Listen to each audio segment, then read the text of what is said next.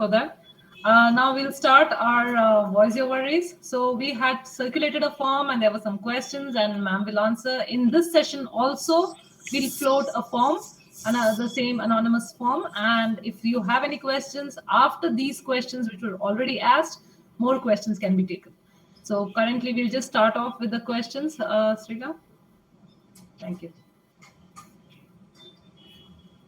Hi, good morning, everyone. Ma'am, the first question is how to manage anger in workplace. Just like you manage anger anywhere else. There's nothing specific to workplace per se. See, anger management is a little tricky because everybody says, something happens and I am just angry. It doesn't happen like that. It's not as spontaneous as we remember it to be after we get angry. Generally, we start, before the outburst itself, we start feeling anger, be it our body, be it, our thoughts. There's a little bit of planning and all that happens. Though it happens in a few seconds, there is those few seconds is what we have to break down to understand how we become angry and where we can put a stop to. It's like a chain reaction. You have to get hold of that rate limiting step if you want to, put an end to the reaction. So basically, when each of us gets angry, there's a pattern. Only you can identify your pattern. So before you get angry, some people have like heart rate that goes, "Oh," and then there's flushing. Some people go all red. I had a sir before he shouts, his ears used to turn all pink. When he's like fume, like literally. So we used to call him Angry Bird. He used to turn all pink before he got angry. So different people, they feel different emotions before they get angry. So you have to identify it. You can literally draw yourself angry and okay, my heart's pumping, my breathing's increasing, I start clenching my teeth, or whatever it is for you. If you recognize those things, they'll be your warning signs, and then label your emotion. Basically, we get angry by this side of the brain that just there's one side that handles logical thinking, which must be really good in all of you techie people, but there's another side that handles the emotions.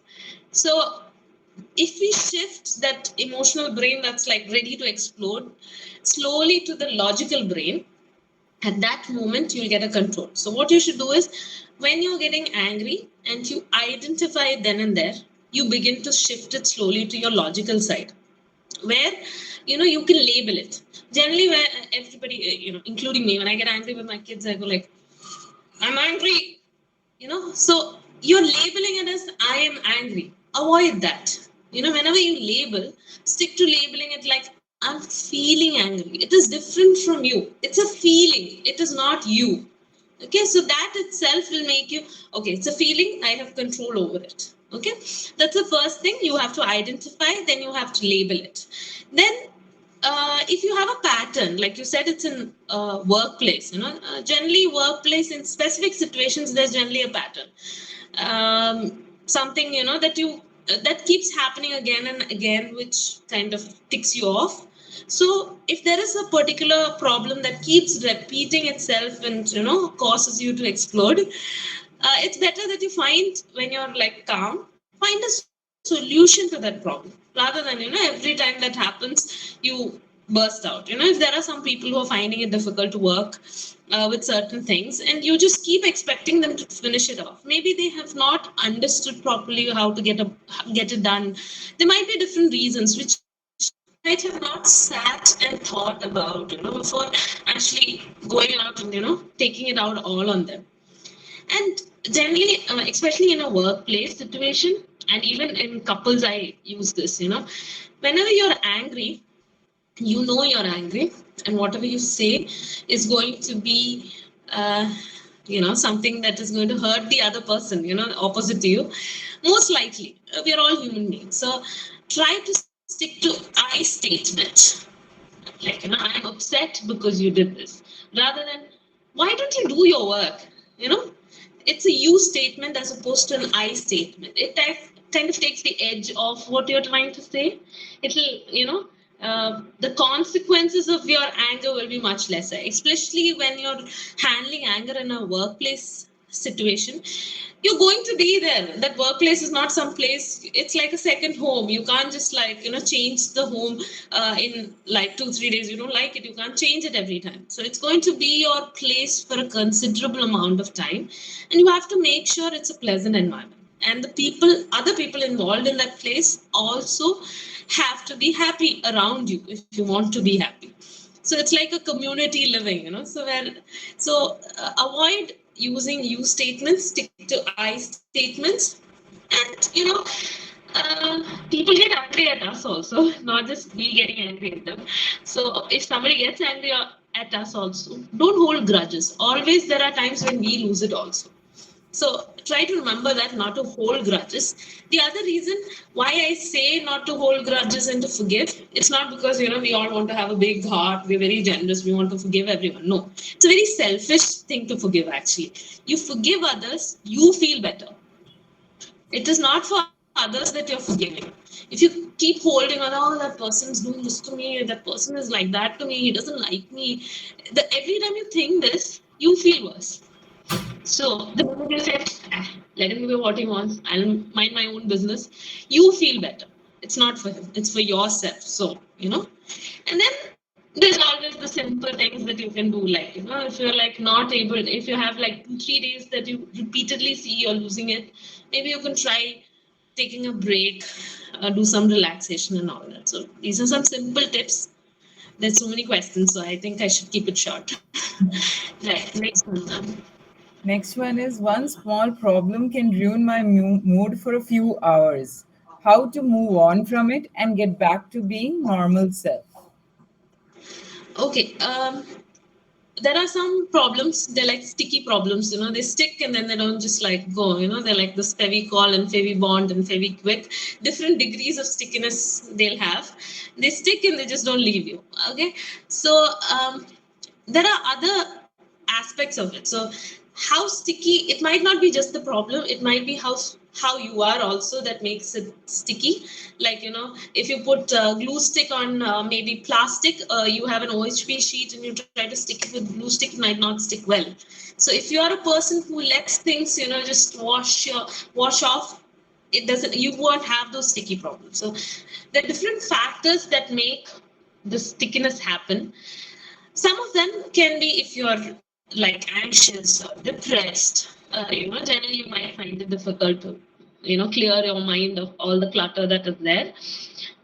If you're someone with certain personality issues, like emotionally unstable personality, where, your emotions keep fluctuating, you're not able to get like, a hold on them, literally they're galloping all the way and you're not able to pull. Or you might be someone who have like slight obsessive traits where you keep obsessing over those little things. You want a lot of perfection happening. So such personality traits also can predispose you to having these sticky problems. Even people without none of these issues can have sticky problems. So I'll tell you one very simple technique just to distract yourself and get back to just okay, keep it there, we'll move on to something else kind of technique. It's basically a very commonly practiced thing. It's called grounding technique. I'll tell you the 5-4-3-2-1 technique, where you have to stop yourself and pick up 5 things you can see. Okay, and then name them. I can see the light, I can see the fan, I can see this. At that moment, when you're cognitively focusing on something else, it becomes difficult for you to sit and mull and distress yourself over a problem. So pick up 5 things you can see, 4 things you can touch, and you have to literally feel them. If any of you know how to do mindfulness, feeling mindfully also really helps. Okay.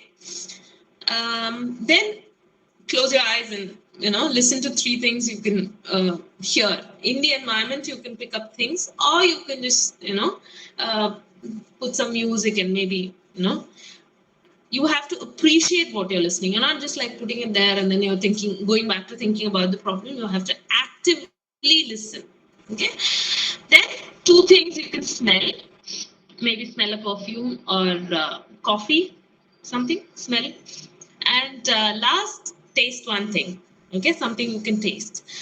This is my favorite because eating definitely makes all of us happy. So basically, it is trying to when you're in an emotional storm where you're like in the eye of the storm, you're not able to get out. These are basically grounding techniques. They arouse your sensations and kind of give you some a little bit of energy to get out of that position, and then you move on to your next set of thoughts, and it'll help you move out of that, where you feel move out of that situation where you actually feel stuck. You can practice, and over a period of time you will be able to get out of it using these techniques, right?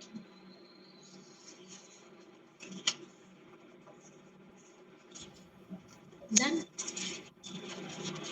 On my work, I always get worried if I'm not present. I worry to the extent that I can't take a single day off to clear the mind and start afresh. I would love to have employees like that who would never take a day off. I don't have to adjust my duties with another doctor. That doctor never wants to take a day off. Okay, but yeah, this happens sometimes, especially when some people feel they have to be in control. To let go is very difficult for them. Um, Actually, like I said, although I was trying to make a funny joke, what I said is true. They make amazing employees because uh, they work really hard, but yes, it does take a toll on them.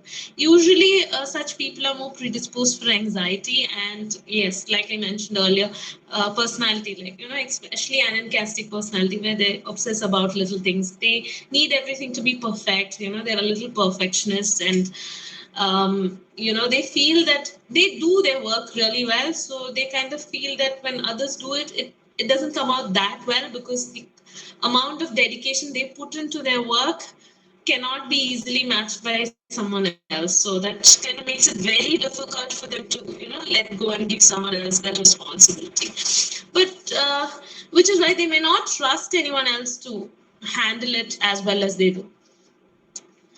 I usually tell my such patients to imagine that they're climbing a wall, like Mount Everest or something, and this Mount Everest is the mountain of control, okay, and they're climbing, and it's actually a mountain. So they have to actually imagine how difficult it is to count. That every step, that every muscle is aching. They're carrying they reach a point where they can't breathe. They're having the oxygen mask, and they're still struggling to climb. They have the backpack that's running out of food and water, and still they're climbing. They're freezing to death. This is how it is when they try to control everything. As they keep doing it, they reach a point where it gets so exhausting and they just can't let go. They have to either they have to even if it's walking back, it's also difficult. So they get so exhausted in the process. That mountain of control, and with all its difficulties, when you imagine it in the head, this is something that I don't know how to tell you in a talk, but we make the person sit and imagine it. So that's how they realize how severe that difficulty situation becomes, for them as a person. So then you can write down your fear list, like what is it that you're actually afraid if you let someone else take on that responsibility. If you take a day off from work, what is, the max bad that happen, what you fear will go wrong. Why is it that you're afraid? Is it, is it the deadline? Is it that, someone else will screw up the coding that you've done so far? Or is it, what is it? Okay, make your fear list and see how can you solve each of those problems. Okay, there might be a set of things which you might have to do, but there be a lot of set of things that can actually be assigned to someone else. And last but not the least, embrace yourself to trust someone else with, they're not also like, I'm sure they also have like above normal IQs, so you can trust someone else in your team. Yeah. And yeah, you deserve a break, definitely. All right. The next question is, why do I feel I'm not performing as much as my coworkers do? You tell me, why do you feel like that? Is it a self-esteem issue, or is it that you're not able to concentrate, on issues when you're working, which is why you feel? Because each of these things are tackled differently. But I think most importantly, you shouldn't be comparing yourself with someone else. So let's start with that. Right. I don't know what is the reason exactly that they're having that issue. Oh. So basically, ma'am, what you're saying is that it's best not to compare ourselves with anyone Yeah. else and perform, do whatever If we are you doing is. if you feel you're falling back in work, yes, we should assess that. That should be your work, your previous. Before I was able to do so much work. Now I am not able to do so much work.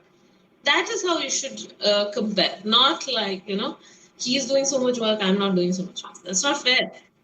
Yeah. Okay. How to take care of yourself while valuing work? Um, Start valuing yourself just like you value your work. Self. Most of the time when we work, we kind of we feel that okay, we have a target to achieve. Like somebody else gives us a target. Okay, your team leader is giving you a target, and you feel you have achieved that target before time or on time. Yay, good. And you wait for that person to give you that pat on the shoulder telling you good job, you've finished it on time. We have been able to most corporates do also. They sit around the table, clap, and then have a party, booze party, whatever.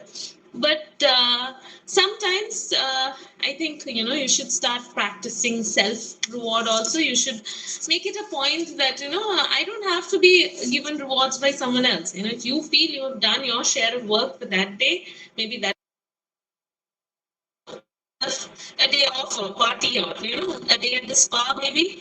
So reward yourself for your work, okay, which will be you will start valuing your work also, and have time for giving care to yourself also.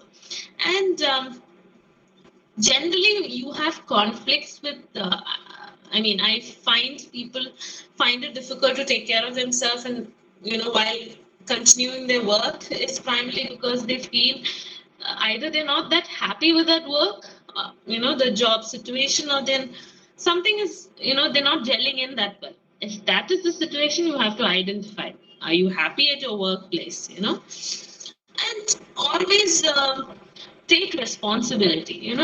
Think like this. Maybe you can. There are certain things you can change, like you are in charge of. Like you are responsible for your emotions, for your behavior, for the consequences of your behavior, your motivation to work. These are certain things, especially motivation. Everybody looks at people like me for that, but generally it is something you are in charge of. I'm in charge of these things. So those are things you are in charge of. So take responsibility for those things, your beliefs, your efforts, your emotions, behavior, and consequences, and motivation, and all that, and work on those things. They are going to be your strengths. There are certain things that you're not responsible for. You cannot be in charge of what, like things like what others think of me, the consequences of others' actions, what they feel about you, their judgments about you, how they talk to you. So these things, don't try to be in charge of those things. So when you do all these things, they kind of exhaust you, and you won't be able to take care of yourself. You won't be able to be happy at your workplace. And I think if you value yourself, you should try to, if you want take care of yourself, you should actually, everybody at your workplace, try to bring values into work itself. Like everybody enjoys tea breaks, but most of us spend our tea breaks gossiping about other employees. Positive gossip is nice. Yes, he did really well at work. He's the employee of the week or the month. Yes. But how many of us do that? Most of the time, he got an employee of the month, though he didn't finish his target last month. The boss never sees that. What, man? I do all this, but nobody sees how much effort I put in. Actually, you should avoid that kind of negative contemplation.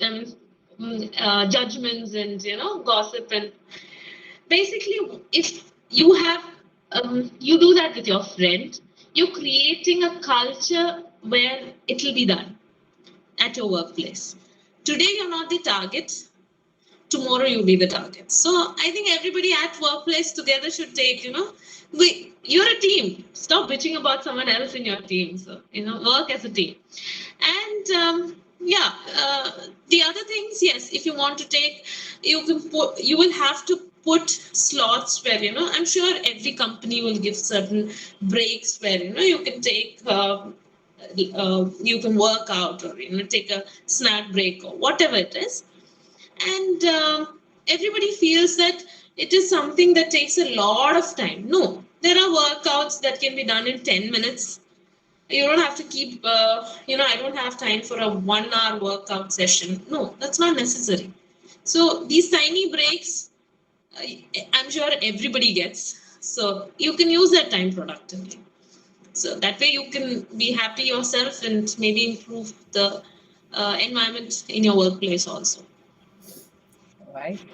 Next question is, I want to include some habits like reading, exercising, meditating, and all to my schedule.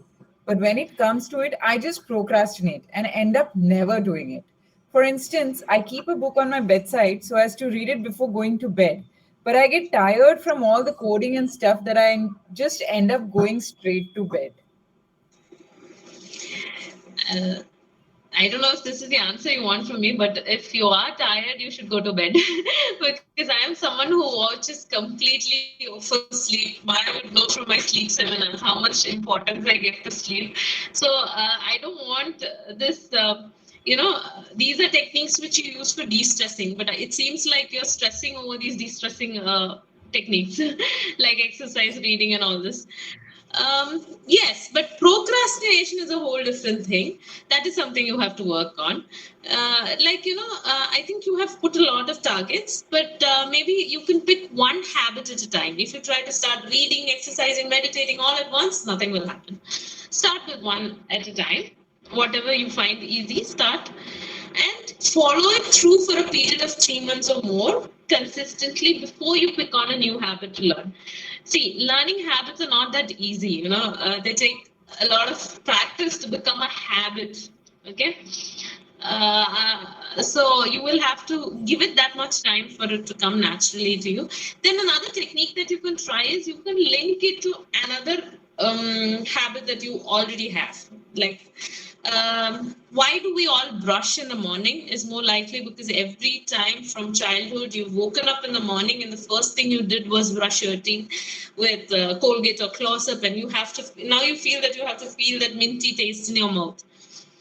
Otherwise, the day is not fine. Oh, there are still people who unlearn that habit with difficulty, but generally it is a habit that you don't forget every day because you don't forget to sleep every day. And as soon as you wake up, this is the first thing you have to do. So when you try to build a habit, it's always something that you can link to your routine. Like, I want to take bath every day. If you're someone, who doesn't take bath every day, you can maybe link it, just before going to work, I will take bath. It's easier always after. So if you have a schedule afterwards, it's easier that way. Right after coming back from work, I will do this, or the first thing that as soon as I sit down on my couch after changing my clothes, this is the first thing I do. So that kind of techniques will kind of help you build that habit because you won't forget it because it's already happening as part, at least most of the things that come before it as happening as part of a routine. So stick to it for 3 months, at least slowly. Still, 3 months is just, usually they say it takes around 180 days. I'm telling you, at least try it for 90 days before picking on a second habit. If you try it all at once, it will be very difficult. Thank you. Why do I always fail in maintaining my daily routine? Actually, nobody fails in a daily routine. I think what you mean, or I believe what you mean, is that you're not able to follow it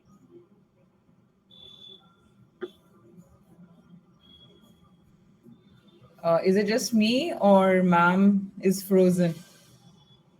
Yes, yes. I think her net. Yeah. Hello? Now you're okay, ma'am. Okay, so Ma'am, what could I you was repeat saying your is, answer? Yeah. oh, that was the moment is gone. That was something.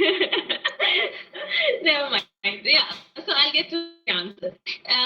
See, to work on your daily routine, you should prioritize it. Even with the the routine where you want to change a habit, it's not happening because you're not prioritizing it enough. Like I told you in two questions prior, your motivation is something you are in charge of. So take responsibility, get in charge, and start working on it. Definitely, if you want to bring about a change, I want to bring about a change in this country. Is it an uphill task or a downhill task? Nobody answers. No answers. I think the organizers will have to answer. Everybody else seems to have gone off to sleep. Okay, so anyway, change is a task. That much is everyone's in consent. So it's a difficult thing. So if you want to bring about a change, we will have to, put in that extra effort. Maintaining our daily routine is very easy. Compare, even if it's a bad one, also it'll be easy because you don't have anything that sets rules, or you want to do something at a particular time, you're not having those bars for yourself, then it's easy to go on. You walk in at any time after your work, you go to sleep after binging on Netflix for 2 hours. Actually, I'm very sad to say this, but software professionals really seem to have a bad time when it comes to their schedules, because I feel some companies also prefer that they stay up at night because most of their clients are in US. So if the employee wakes up at 11 o'clock, they're like, hey, very good. You're waking up at 11 o'clock. Now you can work till 11 in the night. Yes. That's the attitude that kind of, but for yourself, it is always, we might feel that, yes, I'm sleeping from 3 in the morning till maybe 10 or 11 next day, so I'm getting adequate sleep. But there's something called as a biological rhythm, and we have a biological clock, and it is best that we try to match it with our environment and the clock we have outside. Even people who go for night shifts and shift workers, they have a really huge difficulty because they break this biological rhythm, and then they are forced to correct it. It has consequences on their sleep pattern and all that. So unnecessarily we shouldn't do that to ourselves. Yes, our body will compensate and make our life comfortable. If you want to stay up all night, uh, it will do all that for you, but it is doing it at a price. It is going to take the toll for it over a period of time. So it is always best that you maintain, you live with the world around you. Why do you want to live with people in the US when you're living in India? So live with the world around you, who you see around you. Maintain your sleep schedules. First, if you correct your sleep schedules, you'll be able to correct your day routines. Most of the time, if we go into a pattern where we sleep at 3, you're not able to fix a time where you can wake up in the morning. And there is no, then definitely you'll be able to, the number of hours you have for working, when I say this to most people, they'll tell me, I don't finish my work, so I go on working till the middle of the night. The number of hours don't change whether you eat on your night or eat on your day. The number of hours is not changing. It's just that we choose to work more at night and then sleep during the day. That's not how your body is programmed for. We are not bats. We're made more like sheeps, where wake up in the morning and go to sleep at night. So unless of course you want to be bitten by bats and turned into vampires, this is the schedule you have to follow, unfortunately. So yeah. I like the how you manage to kind of put two things together and kind of like give the answer also, the serious part also as well as the fun part of it. People generally remember the vampire bit only after Yeah. all this talk. Okay, so the next question is, by end of the day, I really feel exhausted that I get into social media, which literally takes my time away. I always think of not doing it every day, but end on the same. How to get this off? I even tried to figure the reason myself. I had found something about dopamine release, and it's addiction that I'm not able to get out of this? Uh, okay. Every social media use cannot be blamed on dopamine. All of us spend a lot of time on social media, I'm sure. But excessive, excessive use. Some people see. First, ironically, the first study that was done, first. Person to be studied was a software engineer in Imhans, about this uh, social media, Netflix addiction. Uh, what happened was this chap, he had finished his BTech and he stopped working or something and he was free altogether. So the whole night he would watch Netflix, like binge on series one after another, to the point that for 6 months he was in the house barely, he would have like 4 or 5 hours to sleep, and the rest of the time he's watching. There were meals he skipped. His room was a mess. He forgot to take a bath for days on end because that would, mean him not finishing his, next episode. So that was the kind of level he turned up in Nimhans for therapy.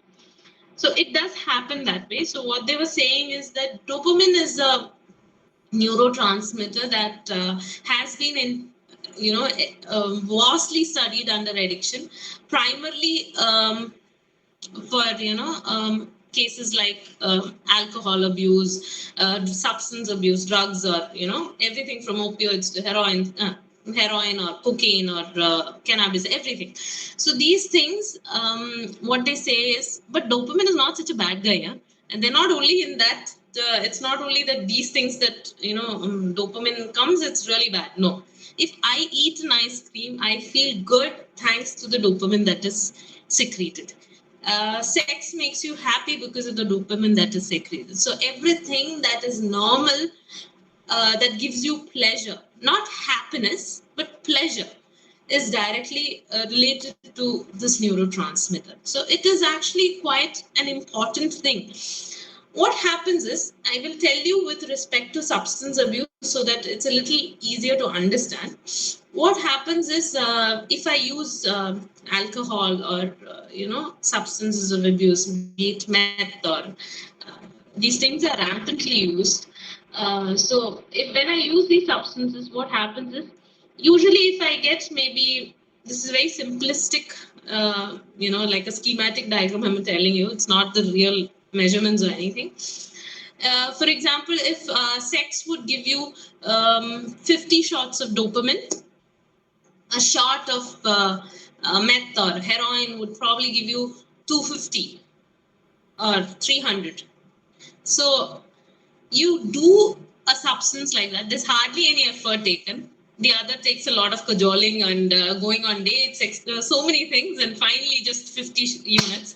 But the other, you just like smoke up and you have 250 at your disposal, like bang. Okay, that's what it does to the brain. So the brain is like overstimulated all of a sudden, and it gives you a lot of pleasure at one go. It is very easy also. And then what happens is, once that falls down, where it goes down from 250 or 300, slowly it goes down. It is not maintained. When the drop comes, you don't start feeling actually bad. Like you're not having any pleasure. Though normally at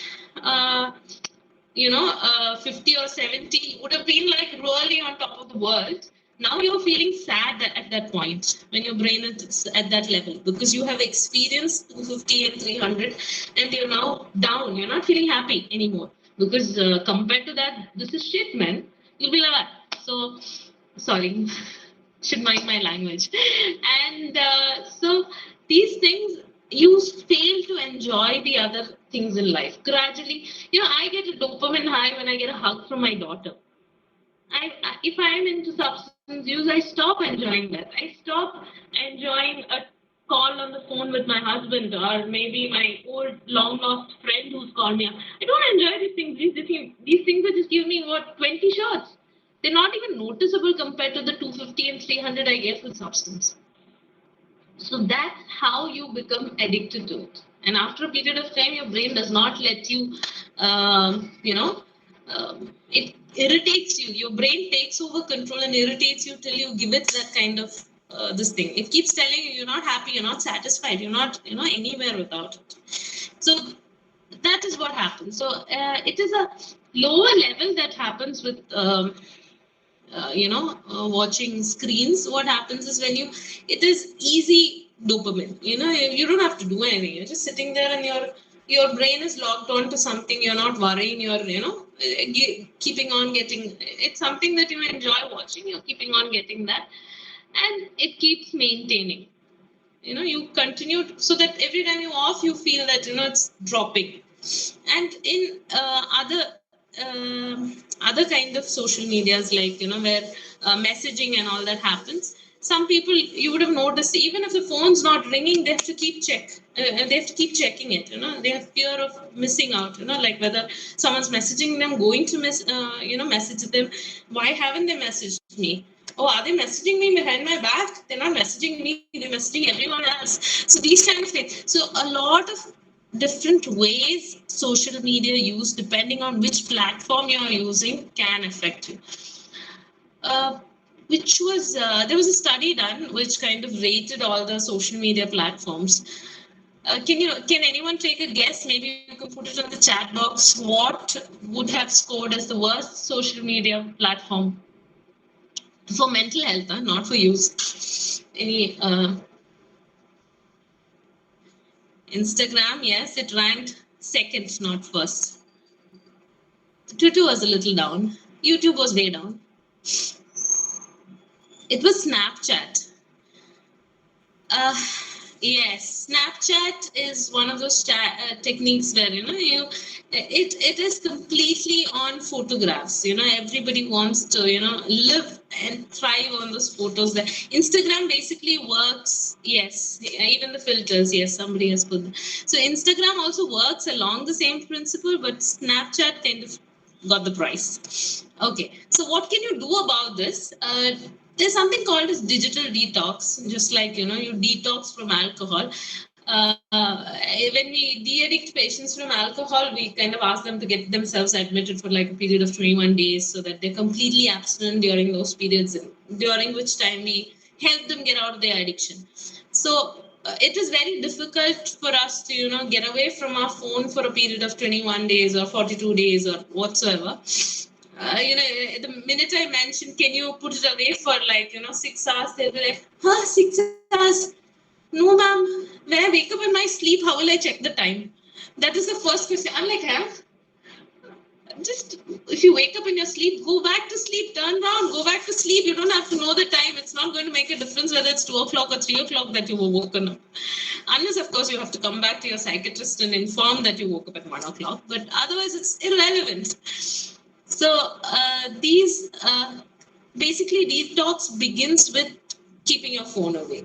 Okay, so you can maybe keep it physically away, like in some place where you can't reach it. It's a little difficult. This is your workplace. Your phone is like far away. Then the effort that you have to put in to get up and go and take your phone to check itself might increase the gaps between checking it each time.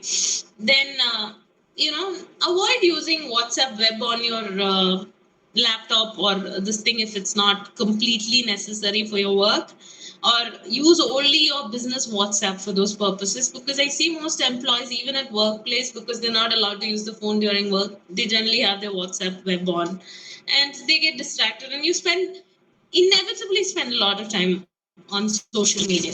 And if you're really determined, you can always delete your favorite app, which would be like losing a dear friend. But yeah, that's a bold step you have to take for yourself. Then the other option is murder your phone. That is degrade your phone. If you're an iPhone user, maybe you can find yourself, make yourself happy with a Nokia. Yes, that one. Doing those things will, phone was invented primarily for calling, and yes, you can send your SMSs and all that through those phones also. So unless absolutely necessary, if you're really serious about your excessive phone use, these are some steps you should be willing to take. If you put it off, for later, it will never happen.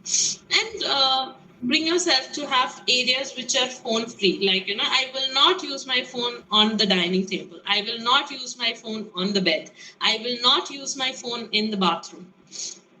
You don't need the phone for these things. You don't need the phone while eating. You don't need the phone while sleeping or having sex. So you don't need the phone while being in the loo. So why carry it everywhere and bring back the germs from the toilet to the dining table? Not necessary. So yeah, I couldn't make it more gross. So try it. So these methods, yes, they may sound really horrible, but yeah, these will help you. Right. Next question, ma'am. I'm unable to decide if relationship is a need. Sometimes I enjoy the company, sometimes I don't. I'm unable to put 100% of myself into relationships. How should I sort this loop? Many people believe that when I ask why is it that you're not getting married or in a relationship or anything, they say I have not found the right person. Actually, the secret to a successful relationship is not really about finding the right person. It's about becoming the right person. So that is one aspect that you have to keep remembering. You will never find your perfect match.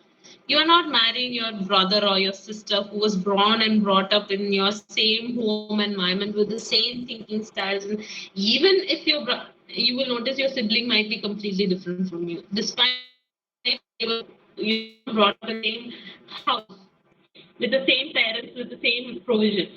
So then imagine yourself, to be a perfect match for someone who was from a completely different background.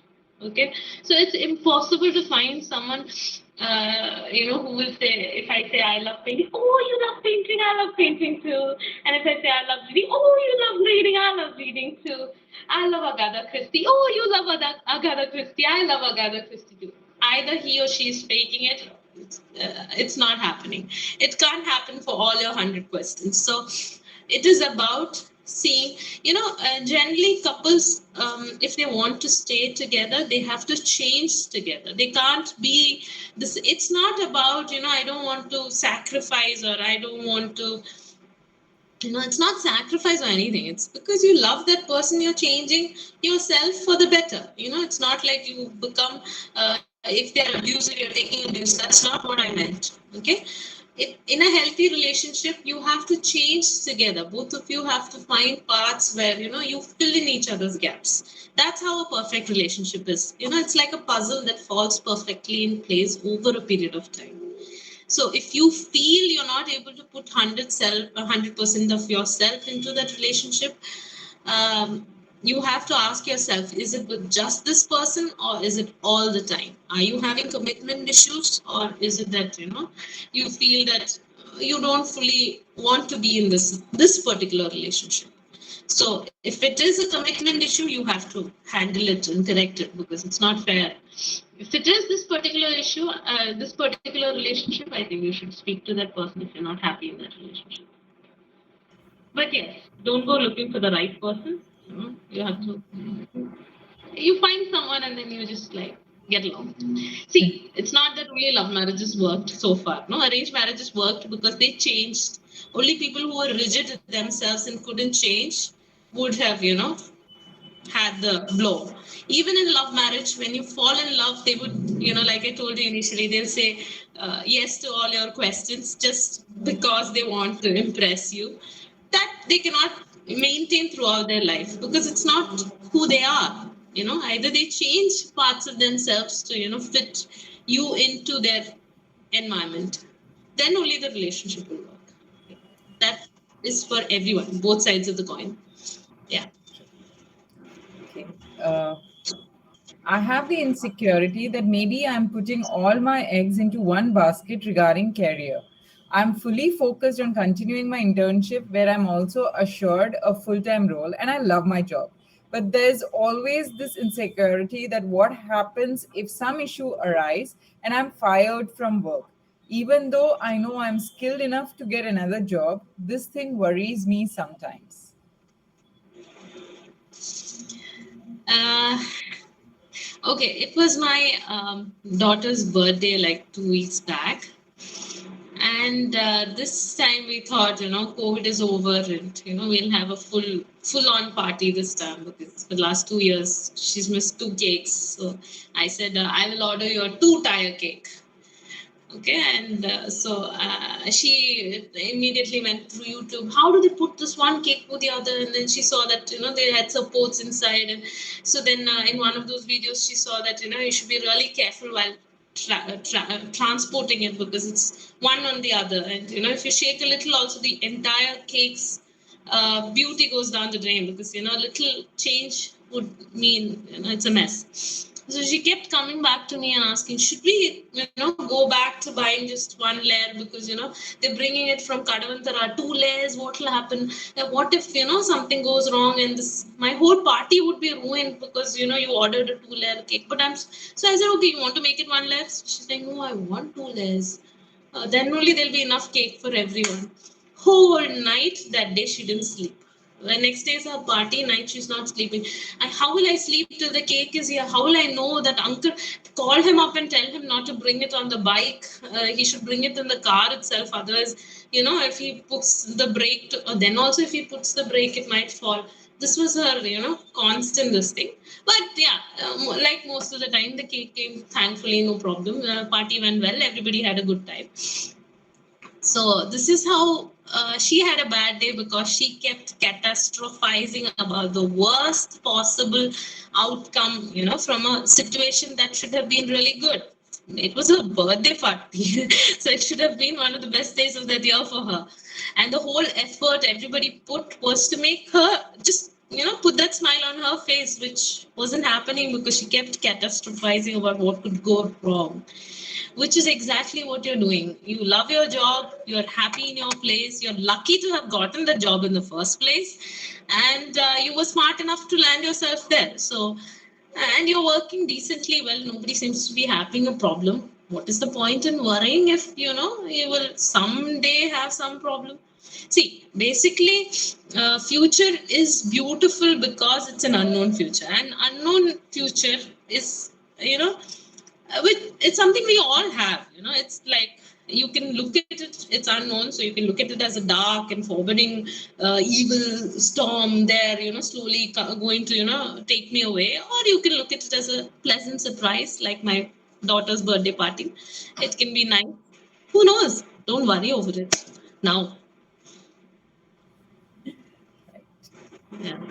That Why is am a I? one more thing. That is a negative cognitive error. That catastrophization is a error in your thinking style. Basically, that is a wrong style of thinking. When you keep doing it, your neurons will grow, and your catastrophizing neurons will become very strong. Like the muscle that you exercise the most will be the strongest in your body. Same way, the new paths that the neurons that you use the most will be the strongest. So the more you catastrophize, the more you will think that way, the more negative you will become. Right. Why am I insecure about my skills?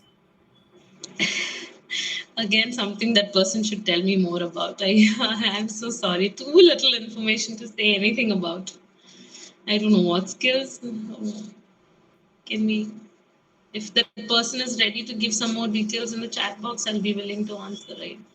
Or probably that person can write it in the form, the anonymous form, and we can check the form right Yeah, now. So, that's in also probably fine. 5 minutes after we go through the other questions, let us we'll get back to these questions about why am I insecure about my skills. If you can tell us Yes. about whether it is the work skills you're talking about or whether it is certain other questions. Why is it that they feel insecure about it? Like what happened, or what made them insecure about it? Huh? Is it just All their right. belief, or like something happened? I mean, it needs a lot of probing into. Generally, we take a half an hour, 45 minutes history before we see our first patient. And it's a new consult, it takes us around half an hour at least. So one statement is too difficult to work with. Yeah, it's I think one of the vague statements also as to because we don't know about the person as such. So if you can Yeah. just tell a little bit, like ma'am was saying, about what brought in the insecurity. Is that what you're talking about, ma'am? What Yeah. caused insecurity? If you can put in a little bit in the form that I think Maya ma'am had put, I'll put it up again, and it would be anonymous. Generally, So to help them identify also what brought in their insecurities, but I'll have to do a full-on interview with that person to know if it was issues in childhood or if it was, something like that. okay, so we'll get back to this question right at the end. How to network as an introvert? Uh, Introverts generally they themselves think that because I'm an introvert I can't function at a corporate level as a networking person, but that's not actually true. Use your strength. Listening is your strength. Extroverts generally have a very hard time listening. They're like radios, they just go on. So use your strength. If you listen, people will be willing to talk, and that is one big step in networking. And another thing, some people who call themselves introverts, they generally have what is called a social anxiety. So identify if you have something called a social anxiety, then that needs to be remedied. Otherwise, when you go to these parties and all, these people, they have networking parties and all that. What introverts feel is that because I'm not comfortable with talking to someone, they generally tend to choose a like an isolated corner where everybody is like some comfortable nook and settle themselves in. Next time you go for one of these parties, sit next to one person. Like don't choose the area with all empty seats. Choose an area where there's one or two people sitting. Sit next to one person. Talk to one person. That will be easier for you. One-on-one conversations rather than a group conversation will be easier. And networking, more than this thing, it is more important. Rather than quantity, it is the quality that matters. So if you have a list of people who are invited to the party prior, you can maybe pick on those people you have to talk to about certain things and in advance, and then maybe just approach only those people. And then in between, maybe you can take tiny breaks to recharge your introvert batteries and then go back to meeting people. It's a little bit, step by step, do it. Completely don't cut yourself off. That's all. Networking happens slowly. And currently, because of the social media, it is quite, easier for people because most people find it comfortable talking on social media platforms, as it is different from in-person talks. Yeah, tell me. Okay, the next question. That answers the Why do question. I find it? Sorry, ma'am. I think, yeah, that should answer the question. Why do I find it hard to eat my daily meals? Okay. Why do I find? See, that's a very big statement. When I say I can't eat properly, is it a lack of appetite that you're not able to eat, or is it that you're not a lack of appetite? Money, you're not hungry at all, or is it that you don't find the food tasty, or is it that you're finding it difficult swallowing? You're not able to eat because you are swallowing the difficulty. All these are addressed differently. Okay, if it is appetite, you're losing taste. You don't find, if it is appetite, there could be multitudes of causes. Like if you have tuberculosis, you can lose your appetite. If you have HIV, you can lose your appetite. My favorite, if you have depression, you can lose your appetite. Not everybody's, not the patient's favorite, my favorite. Sorry. Yeah. So these are many causes by which you can lose your appetite. I am assuming that you would probably indenting something like anxiety or depression, because the question is to a psychiatrist. So if it is because of these things, the reason has to be treated. You can't change your biological. See, it is an associated symptom. Like you have COVID, you have fever with it, you have cold with it, you have muscle pain with it. It is not the fever that is the problem. It is not the cold that is. It is the primary COVID infection that is the problem. So it is the primary disease that has to be treated. Whether the reason for your finding it difficult to eat is any of this, that is what has to be treated, not force feeding yourself to eat. Yes, the other thing that primarily relates to eating difficulty is the eating disorder, where you have body dysmorphism, or you feel that you're putting on too much weight, forcibly cutting short on your food intake, or you're eating and then you're like vomiting, which I don't think is the case in your case. But still, these are the other causes which make eating per se difficult. So even in eating disorders, if you have any friend who is not eating properly and she's lost a lot of weight, and you're suspecting that maybe she's anorexic, she has anorexia nervosa, do not try to force feed her immediately. That causes a lot of difficulty. Refeeding is a very calculated procedure that is done under admission. It is not like eating disorders. We all say, she's just starving herself because she has to lose weight. We might take it very lightly, but it is not to be taken lightly. It is something that has to be handled properly. So I don't know exactly which of these is your reason for not being able to eat. So depending on your reason, we have to treat your difficulty. Or Next. if you need a cook you don't like, if you have a new cook, that might be why you're not eating your daily meals properly. So yeah.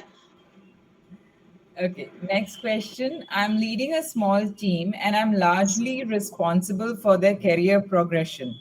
I've been under some stress lately, worrying about things like what happens if I take a wrong step and the company finances take a hit? Or what if I fall sick and become unable to lead? How to cope with these thoughts? Okay. Again, in this question, there is that what I told in one of the being controlled and not able to let go. That feature has repeated itself in this question also. And also a negative style of thinking where, what if I fall sick and become unable to help the others? What will happen? Okay. One, for everyone who wants to keep everything in control, actually there is nothing in our control. And even if we are not there, the show will go on, and the show must go on. It will go on. So basically, for you to feel a little more comfortable, I think you should, like I told in the previous question, embrace trust. You should trust someone, below you, and train that someone to be, like second in command. Then that person is someone you can discuss your decision making with. You can, even if you're on leave, maybe take over a part of your job. These kind of things. When you have another person also co-handling that responsibility to, even if a lower degree, handling it with you will really help lessen your anxiety about these things. If that's possible, that would make a huge difference. And I really want you to try to, correct those thinking styles. That is a cognitive error that requires to be corrected. One moment, I'm sorry.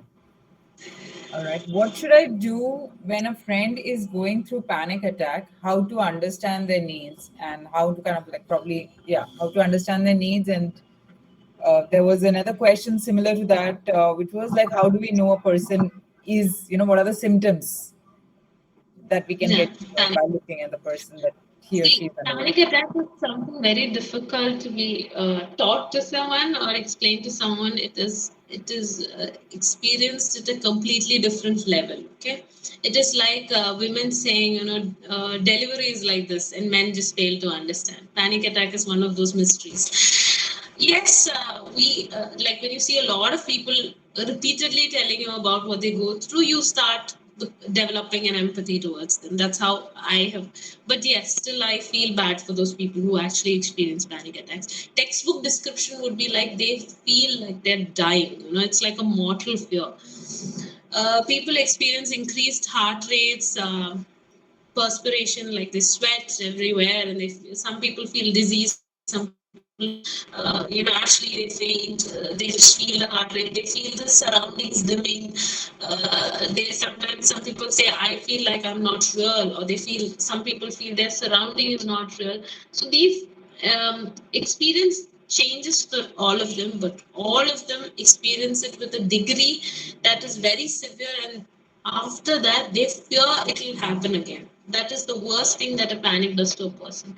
When they experience it, it will gradually increase, then it reaches a peak and plateau, and then it comes down. Okay, crescendo decrescendo pattern.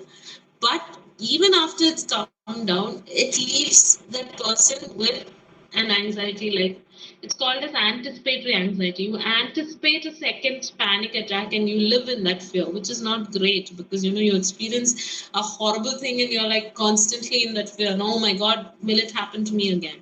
So that is about how panic is felt by a person. But what can you do? Yes, panic primarily, when that happens, there are certain things that you can do to help that person like calm down. But ideally panic should be treated, because it is not something the person should suffer with, because once that is treated, they feel so relieved, they feel so much better. Why I don't have to live in this constant fear anymore. They really feel a lot better, and it is one of those conditions that really respond very well to medication. So what you can do when the person is next to you, like I told you previously, 5 4 3 2 1 grounding techniques. There is this 3 3 3 technique that you can try. You can tell that person, see, focus on these three things that you can see, and you can pick them up and see it with them. And three things you can hear: you can hear my voice, you can hear the fan, you can hear maybe some music you can play, and and then ask them to move three parts of their body, do it with them. The other thing that you can do is breathe with them. Okay. When it is very difficult if you tell them, like, okay, when you have a panic attack, like I would do when I get a patient, when you have a panic attack, practice your deep breathing that I've taught you, all that I would say. But it would be very difficult for a person while undergoing to do it by himself or herself. So if you are there next to that person, if you breathe with them, because they keep getting distracted, they will not be able to maintain, they will be overwhelmed by what is going on inside them, to actually focus on what you're trying to say. And keep talking to that person. It might be some silly things, it was probably, don't wait for a response. Okay, just go on telling them about some trip you had, some random story that or something. Keep talking to them, try to distract them. Once that 10 15 minutes passes off, they will naturally calm down. But to ease off that difficulty, okay, people think this might be because they are very anxious, or their panic attack doesn't. Panic attack happens primarily because of a neurochemical imbalance in the brain. Okay, so that is the reason for a panic attack, which is why it has to be corrected that way. Like earlier, we spoke about a neurotransmitter called dopamine. Similarly, there are other neurotransmitters like norepinephrine, noradrenaline. All these things come to play while you're having a panic attack. It is like, if you want to really know how a panic attack feels, imagine that there is a tiger standing right in front of you growling. How would you feel? That is how panic attack would feel. You just know it is going to just get worse till that tiger turns away and goes back. Okay, it is just going to get worse. So that is how that person is experiencing. It keeps, you look into the tiger's face and you're just sitting there, oh my God, it's coming, it's coming, it's coming. So yeah. Okay, ma'am. I think this will be the last question now. Oh, yeah, that is the last question. I guess, sorry, I didn't realize that the questions got over. So thank you, ma'am. The question with respect to the skills one, I don't think anybody's written, and how do I, why do I feel, I think, insecure about my skill? Nobody has written a complete purview of the same. So, and I guess ma'am has to leave for the hospital.